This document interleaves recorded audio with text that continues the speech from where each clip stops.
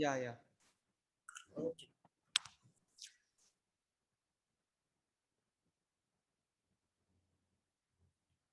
हाँ, तो आपका कुछ डाउट आ रहा था strong move versus weak move में, एक बार बताएंगे क्या डाउट था?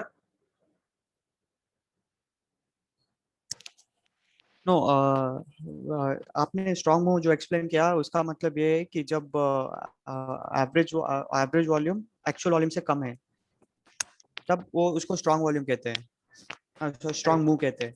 Right, and weak move is nothing but when the actual volume is less than the average volume. जैसे कि वो 21 उधर है ना, 21 June, so that is weak move. Right. 21 June? नहीं नहीं, वीक मूव का मतलब ये है कि market is falling, the stock price is falling and the volume is increasing but in red candle. Volume is also increasing. Volume क्या है यहाँ पे, अगर आप वॉल्यूम देखेंगे तो एवरेज वॉल्यूम क्या है यहाँ पे 9.96 मिलियन और एक्चुअल वॉल्यूम क्या था 7.68 मिलियन। बट नेक्स्ट डे आप देखेंगे तो एवरेज वॉल्यूम 11 मिलियन था, लेकिन एक्चुअल वॉल्यूम क्या था 42 मिलियन। एक्चुअल वॉल्यूम क्या था 42 मिलियन, लेकिन एक्चुअल वॉल्यूम आप देखोगे तो क्या है रेड कैंडल में, मतलब यहाँ पे सेलिंग प्रेशर ज्यादा था। एक्चुअल वॉल्यूम क्या था, ज्यादा ही है, एवरेज से ज्यादा ही है एक्चुअल वॉल्यूम, बट यहाँ पे सेलिंग प्रेशर ज्यादा है। सेलिंग प्रेशर क्यों है, क्योंकि यहाँ पे प्राइजेस यहाँ पे फॉल हो रहे हैं और यहाँ पे आपको ये रेड कैंडल में दिखाई दे रहा होगा। दैट्स वाई इसको स्ट्रॉन्ग सेलिंग मूव कहा जाता है। इसको स्ट्रॉन्ग सेलिंग मूव कहा जाता है।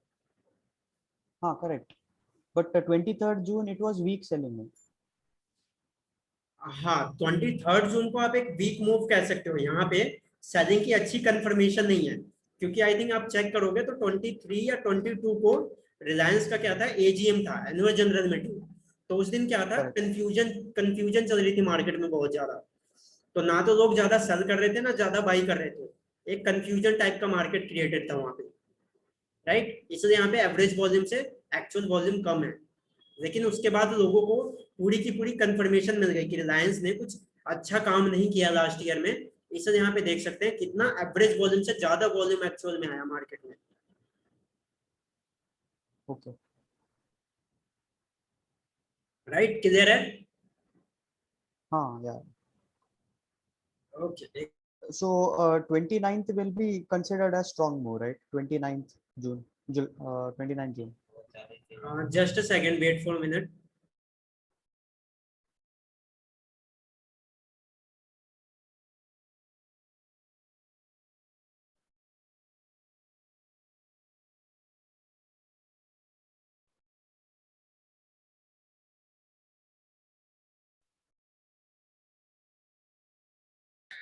ओके, हाँ जी, कुछ कह रहे थे आप, एक बार बताएंगे फिर से, सॉरी इंटरप्शन के लिए।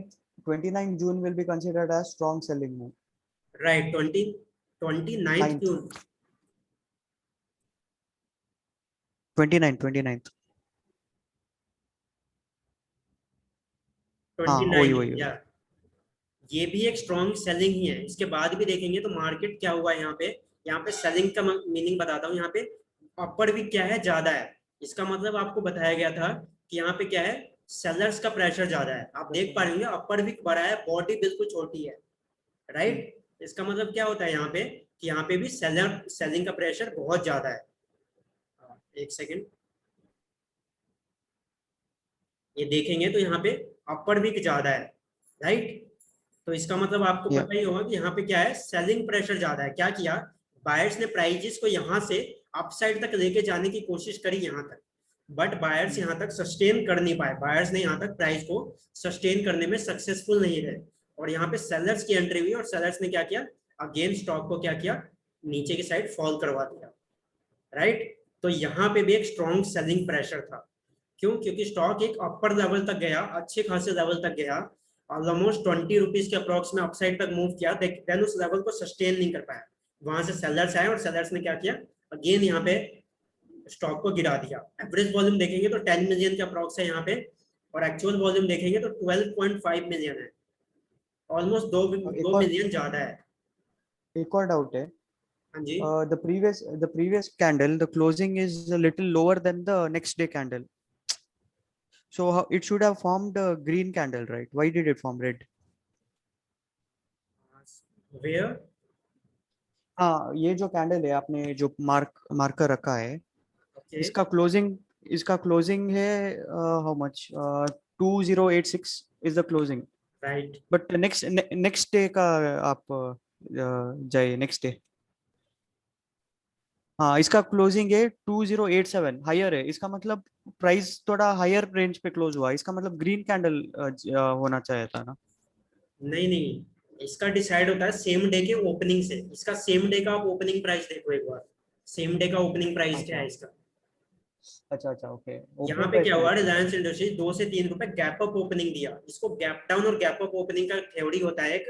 जहाँ पे मार्केट में क्या होता है, ये आपको निफ्टी और बैंक निफ्टी में बहुत ज्यादा देखने को मिलेगा. मार्केट क्या होता है, सपोज लास्ट डे पे, आज के दिन पे कोई स्टॉक 5 रुपीज पे क्लोज हो गया. 5 रुपीज पे किसी स्टॉक ने क्लोजिंग दे दी. नेक्स्ट डे पे देयर आर चांसेस कि ये स्टॉक 7 रुपीज पे ओपन हो जाए, और मे बी चांसेस है कि ये स्टॉक नेक्स्ट डे पे 2 रुपीज पे भी ओपन हो जाए. जब ये 2 रुपीज पे ओपन हो रहा है, मतलब प्रीवियस डे के क्लोजिंग प्राइस से नीचे की साइड ओपनिंग दे रहा है, तो इसको गैप डाउन ओपनिंग कहते हैं. इसको गैप डाउन ओपनिंग कहते हैं. गैप क्यों? क्योंकि 5 और 2 के बीच में एक गैप रह जाता है. 5 और 2 के बीच में 3 रुपीज का क्या होता है, एक गैप क्रिएट हो जाता है. और ये 5 और 7 के बीच में अगर 5 रुपीज पे लास्ट डे पे क्लोज हुआ और 7 रुपीज पे नेक्स्ट डे पे ओपनिंग दे रहा है, तो इसको गैप अप ओपनिंग कहते हैं. इसको गैप अप ओपनिंग कहते हैं. क्यों गैप, क्यों? अगेन क्योंकि यहाँ पे 2 रुपीज का क्या हुआ, एक गैप क्रिएट हो गया. राइट. वही सेम सिनेरियो यहाँ पे हुआ. यहाँ पे क्लोजिंग दिया 2086 पे, लेकिन नेक्स्ट डे पे ओपनिंग ही कितने पे दिया, 2089 पे. मतलब 3 रुपीज अबव लेवल पे ओपनिंग दिया रिलायंस ने. मतलब एक गैप अप ओपनिंग दिया था एक. राइट. इसलिए कैंडल यहाँ पे रेड बन रहा है. क्लियर है? So red candles will be formed basically when the previous day opening price is lesser than the higher than the next day opening price. Green और रेड कैंडल डिसाइड होता है उसी दिन के ओपनिंग और क्लोजिंग प्राइस से. उसका previous day के क्लोजिंग और ओपनिंग प्राइस से कुछ लेना देना नहीं होता है. सेम डे पे जो भी ओपनिंग हाँ, प्राइस होगा उसके अकॉर्डिंग डिसाइड होगा कैंडल ग्रीन बनेगा या रेड होगा. yeah, correct. Yeah, so Okay? after that the closing went down, so it became red. Yeah, correct, या got it. राइट. इस कैंडल में आप देख सकते हैं अगले दिन, इस पहले 29 जून का कैंडल देखेंगे तो 29 जून को इसकी क्लोजिंग हुई है 2087 पे. राइट. Yeah, नेक्स्ट डे इसकी ओपनिंग प्राइस देखेंगे आप 2096. Almost 10 to 11 rupees above opening दिया. मतलब 10 रुपए ऊपर की साइड पे रिलायंस ओपन हुआ. मतलब क्या हुआ, गैप अप ओपनिंग दिया. देन इसका क्लोजिंग देखेंगे तो 2110 है. क्यों? 96 पे ओपन हुआ, 110 पे क्लोजिंग दे रहा है. दैट्स वाई ये ग्रीन कलर का कैंडल फॉर्म हो रहा है. got right. it. Yeah, कोई कंफ्यूजन तो नहीं इसमें? नहीं, got it. ओके. अब मैं आपको वीक मूव और वीक सेलिंग और वीक बाइंग एक बार एक्सप्लेन करता हूं कि वीक बाइंग क्या है और वीक सेलिंग क्या है.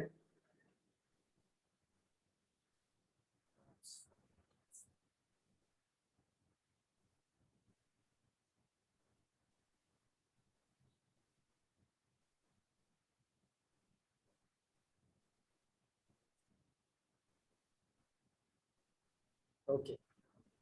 थर्ड सिनेरियो है वीक. मैं वीक सेलिंग आपके साथ डिस्कस कर रहा हूं. यहाँ पे हो क्या रहा है, एक स्टॉक चार्ट है, स्टॉक का प्राइस चार्ट है. यहाँ पे क्या हो रहा है, मार्केट इसका स्टॉक प्राइस कॉन्टिन्यूसली फॉल हो रहा है. स्टॉक प्राइस कॉन्टिन्यूसली फॉल हो रहा है.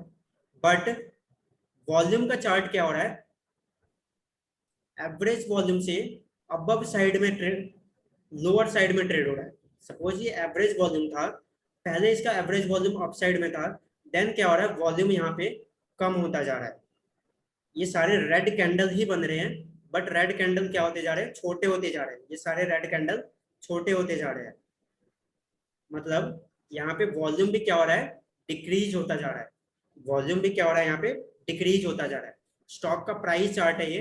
प्राइस चार्ट में प्राइस क्या हो रहा है, प्राइस भी डिक्रीज हो रहा है. और यहाँ पे वॉल्यूम चार्ट में वॉल्यूम भी डिक्रीज हो रहा है. अगर एक स्ट्रॉन्ग सेलिंग प्रेशर होता तो वॉल्यूम क्या होता, इंक्रीज हो रहा होता, रेड कैंडल्स में वॉल्यूम इंक्रीज हो रहा होता धीरे धीरे। लेकिन यहाँ पे एक्चुअली में हो क्या रहा है, इसका अपोजिट हो रहा है, वॉल्यूम क्या हो रहा है, डिक्रीज होता जा रहा है। तो इसको वीक सेलिंग का नाम दिया जाता है। यहाँ पे एक आपको अच्छा सेलिंग प्रेशर देखने को नहीं मिलेगा। यहाँ पे स्टॉक फॉल हो रहा है but chances are very high कि ये कभी भी यू टर्न लेकर के स्टॉक अपसाइड के मोमेंटम में शिफ्ट हो सकता है।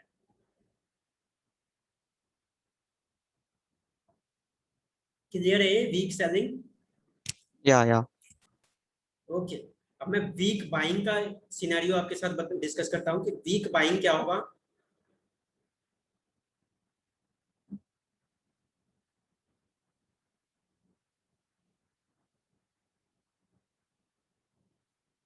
अब तक आपने आइडेंटिफाई कर दिया होगा कि वीक बाइंग में एक्चुअली में होने वाला क्या है। वीक बाइंग में क्या होगा, स्टॉक का प्राइस अपसाइड में शिफ्ट हो रहा होगा, slow and study prices move कर रहा होगा अपसाइड में, लेकिन स्टॉक का वॉल्यूम क्या हो रहा होगा, एवरेज वॉल्यूम से नीचे की साइड पे शिफ्ट हो रहा होगा, एवरेज वॉल्यूम से नीचे की साइड में ट्रेड कर रहा होगा। प्राइस क्या हो रहा होगा, प्राइस इंक्रीज हो रहा होगा, लेकिन वॉल्यूम क्या हो रहा होगा, वॉल्यूम यहाँ पे डिक्रीज हो रहा होगा। इसको क्या कहते हैं, वीक सेलिंग का सिनेरियो कहते हैं, वीक बाइंग का, सॉरी, वीक बाइंग का सिनेरियो इसको कहते हैं, जहां पे कभी भी चांसेस है कि ये क्या हो सकता है, यू टर्न ले सकता है स्टॉक। यू टर्न ले सकता है मीन्स यहाँ से शार्पली फॉल हो सकता है। इसका मैं लाइव चार्ट पे एक बार आपको दिखाता हूँ, वीक सेलिंग का, वीक बाइंग का, वीक बाइंग और वीक सेलिंग का एक बार एग्जांपल दिखाता हूँ मैं आपको लाइव चार्ट पे।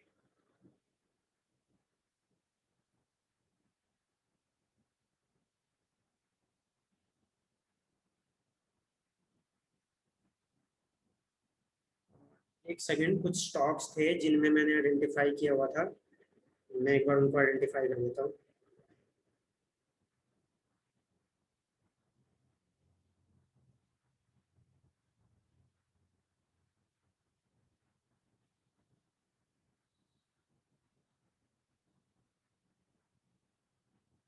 ओके। एक चार्ट था टीसीएस, टाटा कंसल्टेंसी, ये टीसीएस का चार्ट है। और यहाँ पे मैं इसको वीकली टाइम फ्रेम में चूज करता हूँ। ओके। आप यहाँ पे देख सकते हैं टीसीएस में टाटा कंसल्टेंसी, ये एक स्टॉक है टाटा कंसल्टेंसी। यहाँ पे हो क्या रहा है, प्राइजेस आर शार्पली इंक्रीजिंग। आप यहाँ पे देख रहे होंगे प्राइजेस शार्पली इंक्रीज हो रहे हैं, राइट? आप देख पा रहे हैं आप लोग? या ओके। यानी यहाँ पे वॉल्यूम देख रहे होंगे तो वॉल्यूम शार्पली डिक्रीज हो रहे हैं, वॉल्यूम आप देखेंगे तो शार्पली वॉल्यूम डिक्रीज हो रहा है यहाँ पे। समझ पा रहे हैं इस चीज को आप लोग? प्राइजेस या डिक्रीज हो रहे हैं, लेकिन वॉल्यूम क्या हो रहा है, एवरेज वॉल्यूम से नीचे के साइड पे शिफ्ट होता जा रहा है। ये क्या सिनेरियो, क्या हमें इंडिकेशन दे रहा है, ये एक weak weak weak buying buying. का इंडिकेशन दे रहा है, वीक बाइंग का इंडिकेशन दे रहा है। उसके बाद देख सकते हैं आज पहला दिन था जहां पे टाटा, सॉरी, टाटा कंसल्टेंसी में एक सेलिंग प्रेशर आया है। ऑलमोस्ट ये 35 to 40 रुपीज माइनस तक गया था, माइनस में। और कल के दिन में भी, सॉरी कल के दिन नहीं, कल मार्केट क्लोज रहेगा, अब मंडे को भी आपको इसमें सेलिंग लगते हुए दिखेगा। मंडे को भी यहाँ पे आपको शॉर्ट सेल लगता हुआ टाटा कंसल्टेंसी में दिखाई देगा। ऐसा क्यों हो रहा है, क्योंकि वॉल्यूम यहाँ पे डिक्रीज होता जा रहा है, प्राइजेस कॉन्टिन्यूसली बढ़ रहे हैं, लेकिन एक्चुअली में हो क्या रहा है, यहाँ पे एक्चुअली में क्या हो रहा है, प्राइजेस तो बढ़ रहे हैं लेकिन वॉल्यूम डिक्रीज हो रहा है, राइट? तो इसकी वजह से प्राइजेस कभी भी क्या हो सकता है, यूटर्न ले सकता है। आप यहाँ पे अगर लॉन्ग पोजिशन बनाओगे तो आपके लिए एक आप स्कैरी सीनरी हो जाएगा, क्योंकि ये कभी भी फॉल कर सकता है आपको बिना कुछ इंडिकेशन दिए। तो ये वीक सेलिंग का सिनेरियो होता है, सॉरी वीक बाइंग का। मैं वीक सेलिंग का भी एक सिनेरियो आपके साथ बताता हूँ, मैंने कहीं पे आइडेंटिफाई किया था वीक सेलिंग का। एक सेकेंड।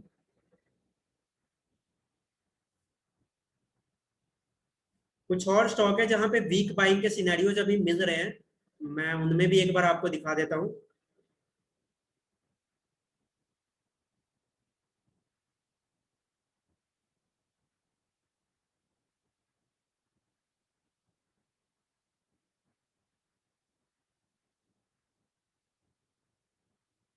ये एक स्टॉक है century textile. Century textile prices देखेंगे तो कॉन्टिन्यूसली इंक्रीज हो रहे हैं। प्राइजेस क्या हो रहे हैं, कॉन्टिन्यूसली इंक्रीज हो रहे हैं। लेकिन अगर आप वॉल्यूम देखेंगे तो वॉल्यूम कॉन्टिन्यूसली डिक्रीज हो रहा है। वॉल्यूम कॉन्टिन्यूसली क्या हो रहे हैं, डिक्रीज हो रहे हैं। अगेन स्ट्रॉन्ग, सॉरी कौन सा सिनेरियो है ये, बिग बाइंग। राइट। अगेन एक वीक बाइंग का सिनेरियो मिल रहा है हमें। तो देख सकते हैं सेंचुरी टेक्सटाइल आज भी यहाँ पे क्या हो रहा है, ये माइनस में ही गया हुआ है और आने वाले कुछ टाइम में ये सेलिंग में ही रहेगा। राइट, ये वीक बाइंग के सिनेरियो जैसा है। और वीक सेलिंग के कुछ सिनेरियोस देखते हैं, जस्ट अ सेकंड।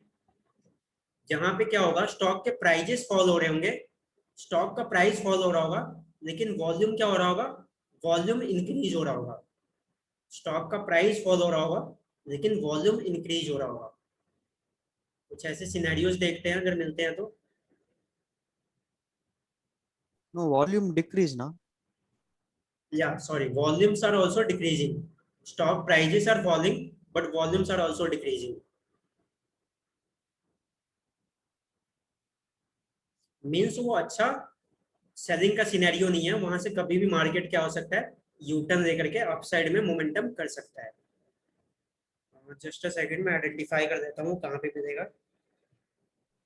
वो फेब मार्च लेवल पे था एक। सॉरी, वो फेब मार्च अप्रैल का लेवल में थोड़ा वीक सेलिंग है इधर, मार्च अप्रैल।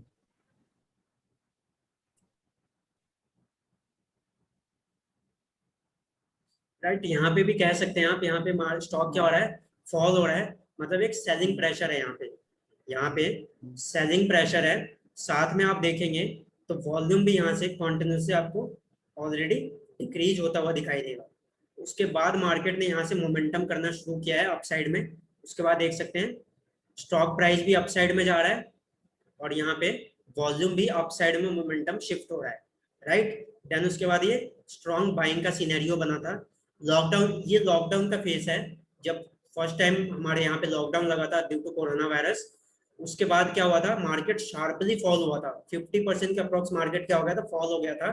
देन उसके बाद क्या हुआ था, यहाँ से सडनली मार्केट ने रिकवर किया था और प्रीवियस हाई को भी क्या किया था, क्रॉस कर दिया था। राइट, तो यहाँ पे क्या हो रहा था, वॉल्यूम भी डिक्रीज हो रहा था एंड यहाँ पे सेलिंग प्रेशर भी मार्केट में था।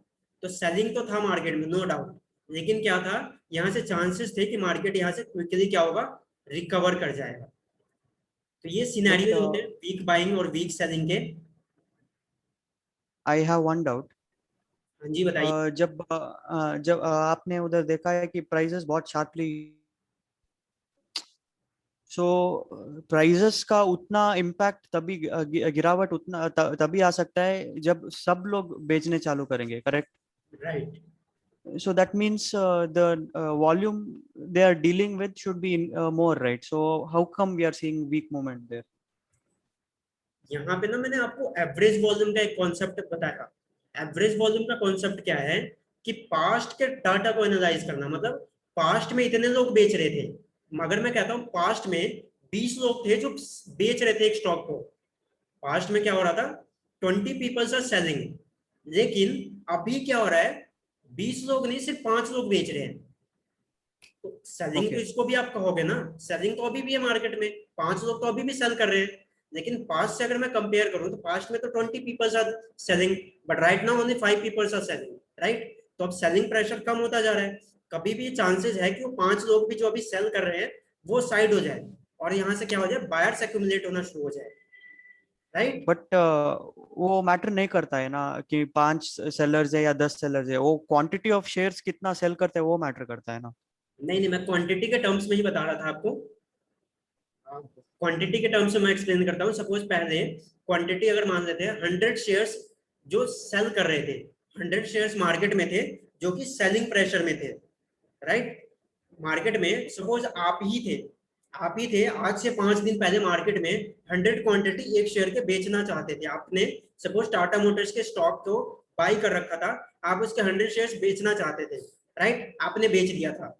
देन लोअर लेवल पे आपने जब टाटा मोटर्स को आपने बेचा, प्राइस क्या हुआ, फॉल हुआ, प्राइस अगेन फॉल हुआ, राइट। Then Yeah. मार्केट में और कुछ लोग आए, उन्होंने भी बेचना शुरू किया। पहले आपके पास 100 क्वांटिटी थी, मान लेते आपके पास सबसे ज्यादा क्वांटिटी था टाटा मोटर्स का। उसके बाद कुछ नए लोग आए आपको देख करके, और नए लोगों ने बेचना शुरू किया। नए लोगों ने 50 क्वांटिटी बेचना शुरू किया। अब आप देख रहे हो कि प्राइजेस शार्पली फॉल हो रहे हैं और आप मार्केट से बाहर निकल चुके हो। अब आपको लग रहा है टाटा मोटर्स एक बहुत ही बढ़िया पॉइंट पे है, बहुत ही नीचे के लेवल पे है, आपको यहाँ पे बाई कर देना चाहिए। तो जो 50 क्वांटिटी सेल कर रहे थे ना, जो लोग 50 क्वांटिटी सेल कर रहे थे, उन 50 क्वांटिटी को आपने क्या किया, जाकर के बाइंग करना शुरू कर दिया, आपने बाई कर दिया। तो अब वहां से क्या होगा, प्राइजेस तो फॉल हुए वहां तक, नीचे तक जिस लेवल तक आपने सेल किया था, और बाकी के लोग जहां तक सेल कर रहे थे वहां तक फॉल हुआ प्राइस। बट वहां से क्या हुआ, सडनली आपने क्या किया, प्राइस को रिवर्स कर दिया आपने। क्यों? क्योंकि आपने बिल्कुल लोअर लेवल पे जाकर के बाइंग स्टार्ट कर दी।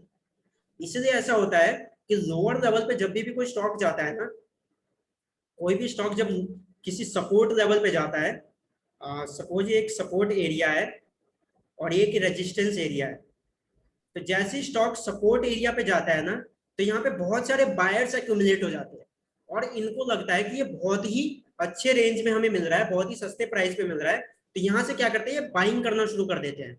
देन यहाँ पे क्या होता है, प्राइजेस इंक्रीज होने लगते हैं।